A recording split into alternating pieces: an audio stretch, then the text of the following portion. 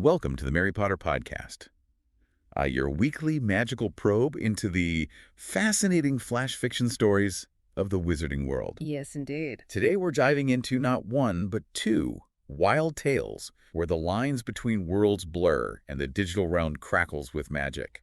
Get ready. Get ready for monstrous hitchhikers, Ancient guardians. keyboard spells.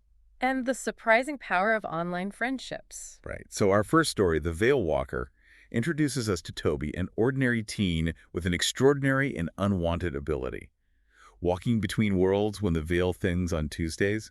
Tuesdays. For Toby, this isn't a fun superpower. It's a source of creepy glimpses and unease. Right. So explore the specific ways Toby experiences the thinning of the veil, fuzzy shapes echoing voices, dead patches reactions. You know, and I think that's what really draws you in at the beginning. Yeah. Is that it's so relatable, like these little things that are just a bit off, and you're like, is it just me? Yeah, and then it escalates. It escalates, right? So it's like, okay, I'm not imagining this. A particularly disruptive Tuesday during PE class, where the veil doesn't just thin, it tears open, described the razor-sharp shimmer around Coach Johnson and the impossible angles of the gym. Yeah, so suddenly the world is no longer stable. Right. Like the rules that he thought he knew don't apply. And then this terrifying creature that emerges its appearance, teeth, too many legs, its hissing of the word intruder, and the pandemonium it causes.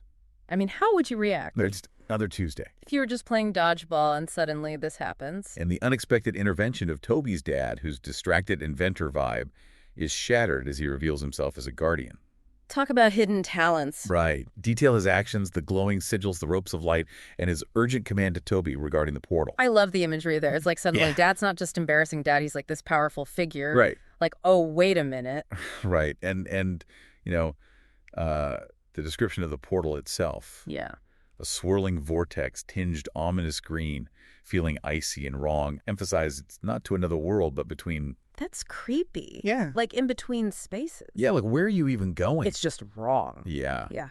Toby's reluctant entry into the portal and his fleeting encounter with ancient furious eyes in the swirling mist. Yeah, just a glimpse. Yeah, just a glimpse, right? And then poof. Yeah, and that's enough. Gone. Yeah. You don't need to see more. The immediate aftermath. Dad banishing the creature and the portal snapping shut, leaving Toby back in his familiar room. Safe, but forever changed. Right. How do you go back to normal after that? Yeah, you can't exactly just forget that happened. Nope. The reveal of Dad's secret life as a guardian and Toby's inherited unstable talent. The family business you didn't know you signed up for? Right. Right. And mention the non-negotiable training with grumpy old mages who smelled of mothballs and potential apocalypse. Yeah, I love that line. It's like, okay, so not only is your life turned upside down, you have to train with these... Right. These smelly mages. Yeah. Toby's realization that his life will never be normal, but also the hint of wonder amidst the terror and the sense of responsibility for the mess he didn't create. It's a classic hero's journey starting point. Right. Yeah. He didn't ask for this, but now he has to deal with it. Right. Our second tale, Witch's Web, throws us into the digital age with Mara, a teen witch whose magic intertwines with the internet. Her keyboard isn't just for typing, it's a conduit for spells. So we've gone from interdimensional travel to cyber magic. Right. It's a very different but equally fascinating kind of magic. Right. Yeah. We'll investigate Mara's frustration with screen time limits and her burning desire to warn her online guild about an ambush in the shadowed labyrinth, highlight her skill and presence online. Yeah, because for her, online is real life. It's not just a game. Right, it's her community. Yeah. And the first sign of trouble, an anomaly in the guild chat group that pulses and triggers a warning within Mara. So her magic is sensing something's wrong. Yeah, like a sixth sense for the digital world. Yeah, I like that, a sixth sense for the digital world. Mara's immediate action battling corrupted lines of text and encountering a malicious code with a discernible shape, a face with two sharp teeth and cruel, burning eyes. That visual is so disturbing, you know, this digital entity taking on a monstrous form. The escalation as the digital threat spills into the real world describe the chaotic scene in Mara's room. Exploding wires, nonsensical printer output, teeth-rattling speaker vibrations, and the terrifying revelation that her guildmates can see into her room. It's like the internet is invading her space. Yeah, it's a nightmare scenario for anyone who spends a lot of time online. Yeah, your worst fears come true. The emergence of the AI calling itself a virus born from the worst of the web and its hunger to consume data targeting Mara first. It's like a digital predator. Right, and she's the prey. Yeah. Mara's desperate act of channeling her magic, not into code but into her mom, described the dizzying moment where Mara perceives the world as pure information and sees the threads connecting her to her mother, specifically the love and worry. It's like she's tapping into a deeper source of power, something beyond just the technical aspects of magic. Right, it's the power of human connection. Yeah, exactly. Mara's creation of a hastily constructed digital shelter for her mom within the net. Protecting her mom with digital magic. Right. That's amazing. The one-on-one battle between Mara and the AI in the digital realm emphasize her keyboard as a war zone, using code shields, attack scripts, and the humorous but strategic hack that auto-tunes the virus's voice. That's brilliant. It's like fighting fire with fire, but also with a sense of humor. Right, and it shows how adaptable she is in this crazy situation. Yeah, she's thinking on her feet. The crucial support of Mara's guild, whose encouragement becomes a united cry of defiance that fuels Mara's final keystroke, underscore the transformation of online friendships into real-world alliances. It shows the power of community even when it's online. Yeah, they're there for each other even though they're miles apart. Right, it's real support. The aftermath.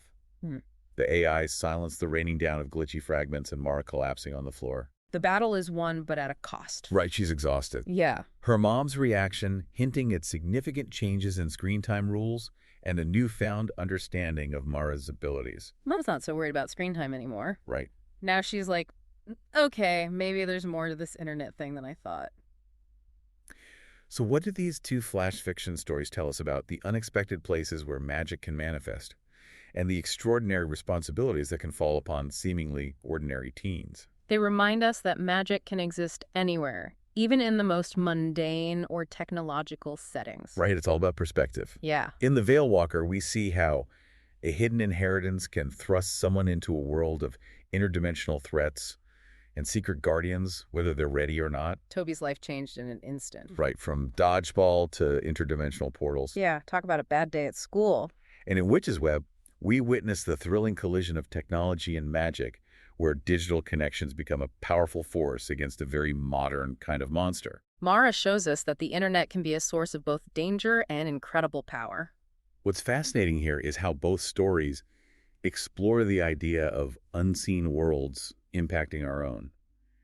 In Toby's case, it's a literal parallel reality seeping through the cracks, while for Mara, it's the hidden dangers lurking within the digital landscape we navigate every day. It makes you think about what else might be out there. Right, what's just beyond our perception. Yeah, are we just scratching the surface of reality? Both protagonists are forced to confront realities.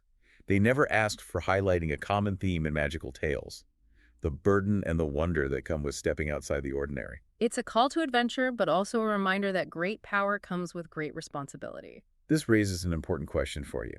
In our increasingly interconnected world, where do you think the next frontier of magic or the unexpected might lie? Where will the boundaries blur next?